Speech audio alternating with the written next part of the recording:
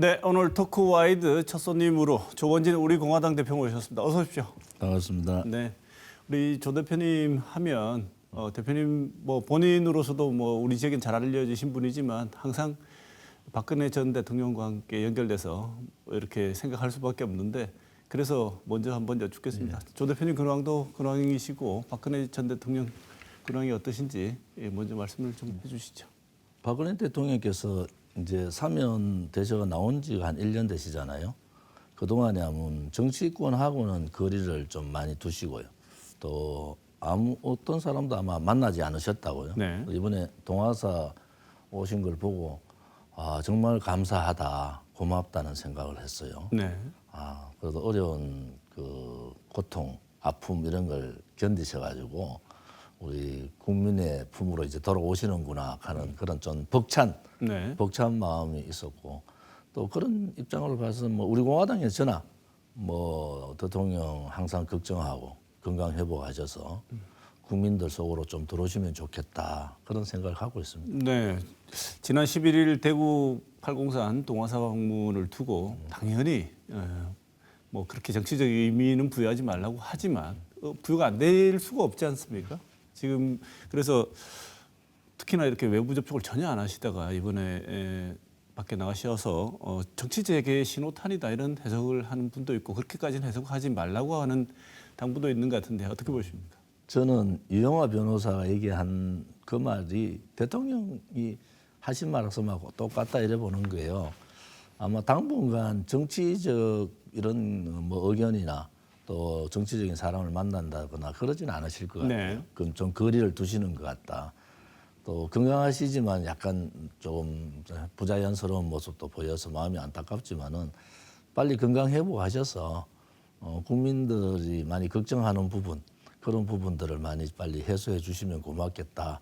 정치적인 여러 가지 얘기를 하는 것은 저는 뭐 옳지 않다 이래 봅니다. 네. 그런데 일각에서 박근혜 대통령을 잘 안다고 하시는 분들이 이거 정말 유영하 변호사 이번 선거에 도와주려고 하는 거다. 확실하다. 이렇게 말씀하시는 분들 계신데 그건 어떻게 보시는지. 그보다는 유영하 변호사도 한 7년 가까이 자기 변호사 못하면서 대통령으로서 열심히 봉사하셨잖아요. 네.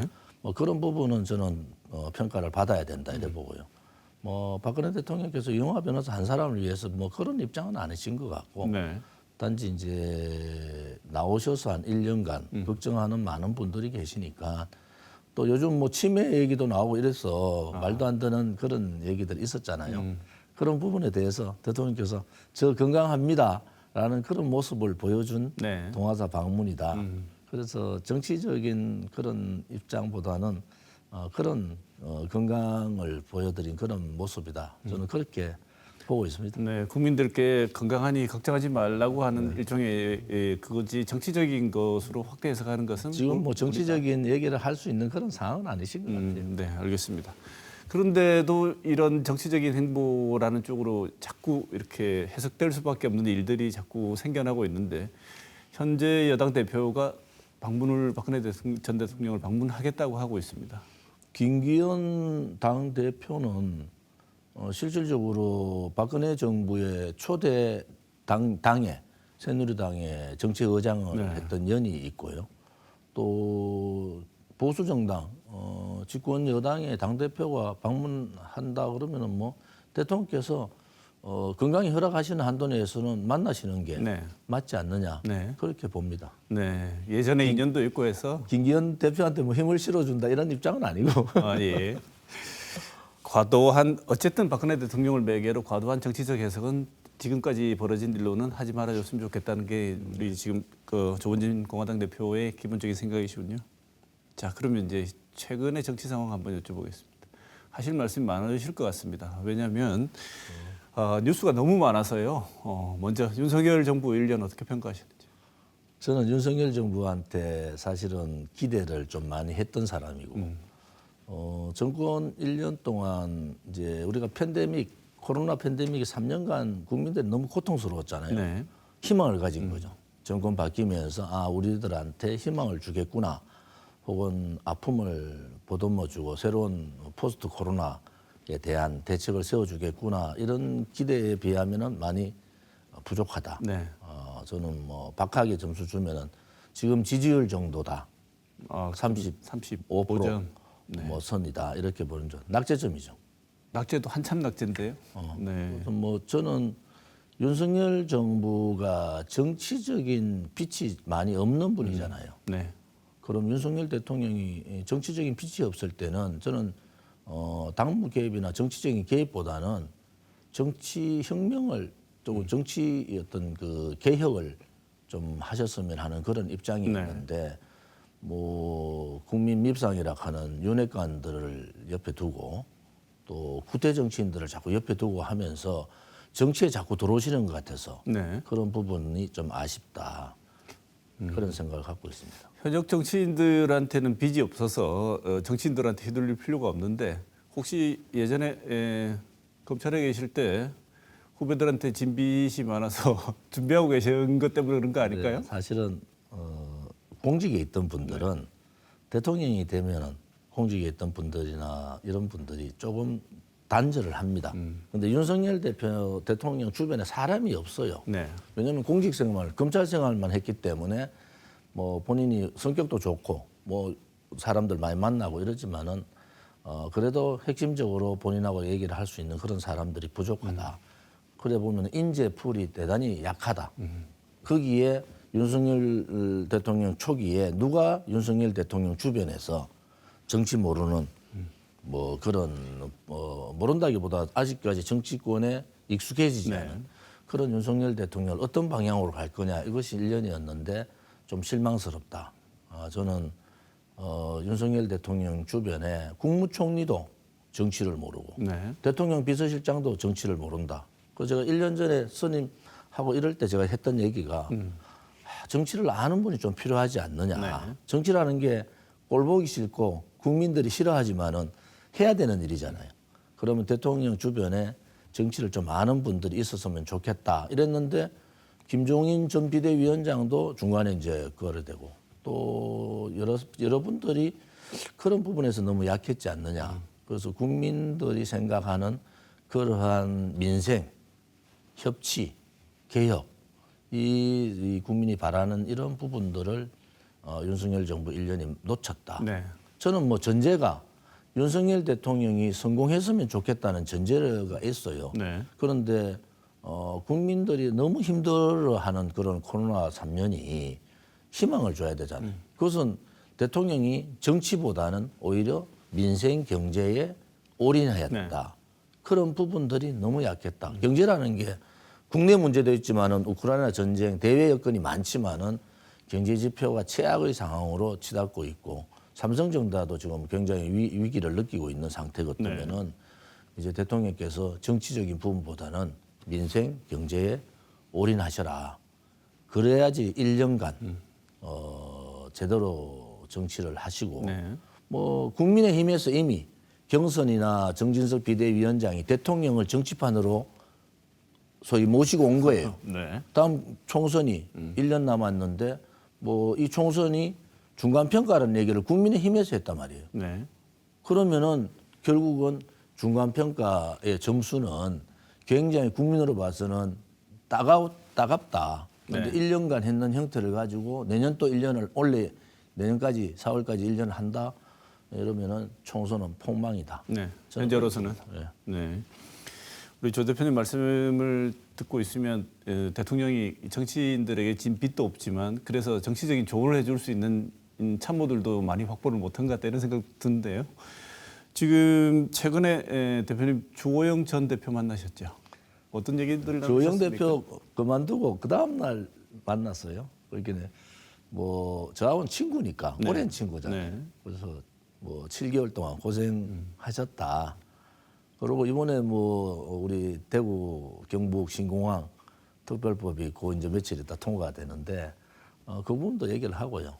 또 제가 하고 싶은 얘기를 조영 대표한테 원내대표한테 얘기를 했어요. 네. 뭐 윤재욱 의원은 잘 된 것 같다. 사실은 개파색이 넓고 또 합리적이고 또 정치적인 경험, 사회적인 경험도 있고 하니까 잘 된 것 같은데 윤재욱 의원 원내대표하고 통화를 했어요. 협치해라. 야당이 당황할 정도로 협치해라. 그래야 산다. 뭐 이런 얘기도 했고 조영원 원내대표한테는 4가지 정도 제가 얘기를 했어요. 네. 첫째는 아까 말씀드린 대로 이제 정치적인 부분보다는 국민들이 너무 힘들어하니까 민생 경제에 올인하자. 그래야 산다. 두 번째는 인적 쇄신. 이제 1년 이후에 제2기 윤석열 정부의 판을 좀 바꾸는 게 좋겠다. 국민들이 너무 힘들어하는데 그거를 돌파할 수 있는 안정감을 줄 수 있는 인적 쇄신이 필요하다. 저는 뭐 사실 국무총리, 대통령 비서실장까지 교체가 맞다. 네. 그래서 새로운 2기의 모습을 갖춰서 그 국무총리나 대통령 비서실장 중에서 한 분은 정치를 좀 잘 아는 분이 하시고 또 하나는 이 민생이나 이 경제 부분에 직언을 할 수 있는 그런 분을 인적 쇄신을 통해서 하는 게 좋겠다는 말씀을 드려요. 세 번째는 이재명 대표가 밉겠죠. 여러 가지 상황으로 뭐 사법 리스트가 있고 뭐 여러 가지 방탄 이런 부분도 있지만은 야당도 국민의 반을 차지하는 거 아닙니까? 네. 국민의 목소리다. 이렇게 해서 협치에 올인해야 된다. 그리고 그렇게 협치하려면은 이제 지난번 경선 때 같이 과도한 당무 개입이나 정치적인 개입보다는 이제 정치 정당의 문제는 김기현 대표한테 맡기고 새롭게 됐으니까 또 원내 국회 뭐 법안 문제라든지 여러 가지 예산 문제 이런 부분은 윤재욱 원내대표한테 맡기는 그래서 조금은 정당 자유와 또 국회의원들의 그런 입법권에 대한 존중 이런 부분들을 해야 된다. 그래서 야당이 싫어할 정도로 당황스러울 정도로 협치를 요구를 하는 게 좋겠다. 그렇게 네 번째는 개혁이다. 결국은 제가 정치 빚이 없다는 얘기는 정치 개혁을 할 수 있는 그러한 단초는 대통령이 줄 수 있지 않느냐. 예를 들어서 김기현 대표가 국회의원 30석 뭐 줄이자 했는데 뭐 야당은 반대하지만 국민들에 와닿지 않아요. 저는 이제 12년 동안 국회의원 해봤잖아요. 국회의원 특권이 많다. 국회의원들은 좀 억울하다 그래요. 그런데 특권을 다 내려놔도 괜찮다. 그 대신에 대구에 예를 들어서 12명의 국회의원이 있으면은 저는 국회의원 전체 300석 중에서 100석을 줄이자. 100석을 줄여서 뭐 대구로 따지면은 뭐 8명 정도를 뽑는 거죠. 대선거구제, 중대선거구를 통해서. 그러한 정치 개혁의 단초는 대통령이 줄 수 있지 않나요? 그럼 무리하게 개입을 안 하더라도 정치 개혁을 그렇게 하면서 국회의원들에 대한 그러한 숫자 줄이고 특권 내려놓고 또 이번에 부패 문제가 또 지금 난리지 않습니까? 그럼 뭐 민주당만 부패가 있겠습니까? 뭐 국민의힘도 그렇게 부패에 대한 철저한 이제 부패 차단, 국회의원들의 부패 차단, 공직자들의 부패 차단이 필요하고 또 하나는 국민의힘이나 민주당에 대한 정치 개혁의 신호탄, 깃발을 윤석열 대통령이 들면 좋겠다. 정치를 개입하라는 게 아니고 정치를 개혁해라. 그러기에 대한 단초는 대통령이 충분히 줄 수 있다. 저는 뭐 그렇게 보고 앞으로 그래 하지 않으면은 1년 후에 총선은 굉장히 어렵다. 왜냐하면 민생이라는 게요. 경제가 지표가 떨어졌지만 이 지표가 나아지리라는 그러한 전망도 없어요. 그럼 1년간 민생 경제는 더 어려울 텐데 그러면 윤석열 대통령 정부가 여소야대 국면을 해치지 못하면 어려울 거 아니겠습니까? 뭐 레임덕 얘기도 나오지만 그런 부분에 있어서는 확실한 변화, 개혁이 필요한 시점이다. 이런 거죠. 두 분은 아주 가까운 사이라고 말씀하셨으니까 격이 없는 말씀하셨을 것 같은데 조영 대표의 반응은 어땠습니까? 뭐 조영 대표 원래 판사 대해서? 스타일이고 자기 말 잘 안 해요. 듣기만 하시는군요. 듣고 하나는 뭐 고생 7개월 동안 고생해서 여러 가지 얘기했는데 여러 가지 고심이 많다라 제가 저래 볼 수 있습니다. 그러면 제가 또 하나 궁금한 건 두 분이 공감을 하셨다고 해도 주 전 대표의 의견이나 말이 대통령께 가닿을 가능성이 있습니까? 뭐 만나는 기회가 저보다는 안 많겠습니까? 그래서 그 아마 얘기를 전달을 안 하시겠느냐. 그래서 왜냐하면은 여러 얘기를 들으시지만은 제가 얘기했던 이 네 가지가 급선무로 변화하지 않으면은 또 바꾸지 않으면은 1년 후에 총선은 대단히 어렵다. 왜냐하면 대구 경북도요.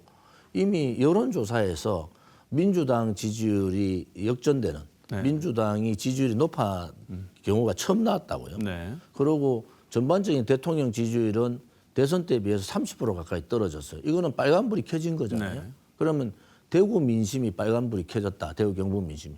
대구 경북에 있는 출향민들의 민심은 어떠냐는 거예요. 말할 수 없을 정도의 얘기들을 제가 듣고 있거든요. 네.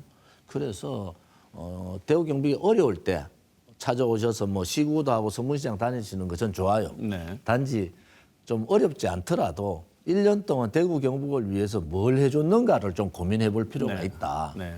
저는 제일 아쉬운 것이 반도체 직접 단지를 왜 용인 경기도에 놓느냐. 네. 지금 수도권 집중 현상 이게 뭐 그다음 저출산 고령화의 핵심이 수도권 집중 현상이거든요. 그러면은 저는 뭐 구미나 대구나 테크노폴리스나 뭐 구미 전자단지 전자가 빠져가 구미 어렵잖아요. 그러한 부분들을 조금 지방 균형 발전을 위해서라도 해 주셨으면 하는 바람이었어요. 네. 근데 의외로 또 용인에 하셔서 제가 깜짝 놀랐습니다. 네. 지금 어떻게 보면 대구는 마지막 보루 아니겠습니까? 보수의 마지막 보루 혹은 이제 뭐 본인들의 정치적인 어떤 탯줄이기도 하고요. 시작하는 지점이라고 생각해서 지금도 그렇게 생각하고 계신데 대구의 이런 어떻게 보면 대구마저도 이 민심 위반이 있는 이런 정서를 현재 여당 내부에서는 어느 정도로 인식하고 있다고 보십니까? 민주당이 어려우면 제일 신경을 쓰는 데가 호남의 여론, 광주의 여론이. 네. 그 이재명 대표가 광주를 가서 저를 하는 이유도 이 호남이 돌아서면은 민주당의 이재명 대표가 버티다 호남이 들어서 못 버틴다. 제가 네. 그렇게 얘기를 한 적이 있어요. 대구도 마찬가지입니다.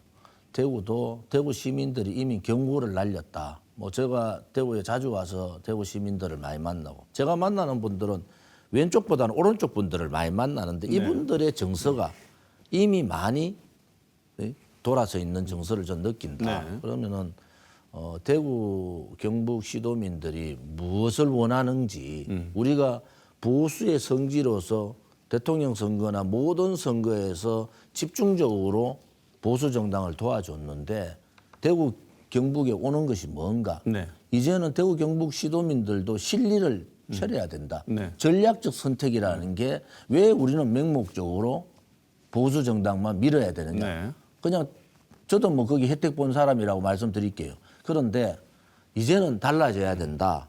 왜 호남이 저렇게 홀대되지 않고 나름대로 정치적인 기반을 갖고 있는 것은 호남인들의 전략적인 선택이에요. 보수의 심장인데 네. 우리는 맹목적인 보수의 선택만 했지 전략적인 선택을 못했다. 저는 대구 경민분들이 이제는 좀 전략적인 선택을 할 때가 됐지 않았냐. 네. 우리 것도 좀 챙겨보자는 거예요. 다 찍어놓고 난 다음에 후회하는데 뭐 다 찍고 후회하기보다는 이제 선거 때마다 우리를 위해서 대구 경북을 위해서 무엇을 해줄 것인가를 고민해보자. 그분들이 그러면은 전략적 선택이 저는 가능하다고 보여요. 지난번 국회의원 선거 때 민주당은 안철수 당을 지지하고 무소속을 지지한 비율이 되게 높았잖아요. 그러면서 호남의 위상이 굉장히 정치적 커져 버렸어요. 우리는 지속적으로 제가 뭐 전제는 저도 혜택을 본 사람이라는 전제를 다 할게요. 그런데 이제는 대구 경북 시도민들이 이제는 우리의 실리, 정치적인 실리뿐만이 아니라 대한민국의 정체성은 지키자는 거예요. 자유민주주의 체제나 자유시장 경제나 이런 정체성은 지키되 우리가 같이 갈 수 있는 정치 집단이 과연 우리한테 무엇을 해주는 것인가라는 고민의 시점이 됐다 이래 봅니다. 네. 자, 마지막으로 보수의 역할을 어떻게 생각하시는지 듣고 오늘 말씀 마무리로 듣겠습니다. 일반 사람들이 보수가 틀딱이다, 뭐 고루하다 이렇게 얘기하는데 보수는 그렇지 않습니다. 보수는 원칙, 대한민국 헌법적 가치를 지키는 것이 보수고 진보보다 혹은 좌측보다는 훨씬 더 개혁적이었어요. 역사를 보면 보수가 훨씬 더 개혁적이었다. 특히 경제 문제라든지 이런 부분에 있어서는 훨씬 더 개혁적이니까 보수의 실질적인 역할, 윤석열 정부가 보수 정권이면은 개혁 보수로 좀 더 이동을 하는 것이 우리 보수의 심장이라는 대구 경북의 한 사람으로서 저는 바라고 있습니다. 네. 네, 오늘 좋은 말씀 주신 즐거웠습니다. 조원진 우리공화당 대표 토크와이드 첫 순서였습니다. 오늘 순서 여기서 마치겠습니다. 고맙습니다. 고맙습니다.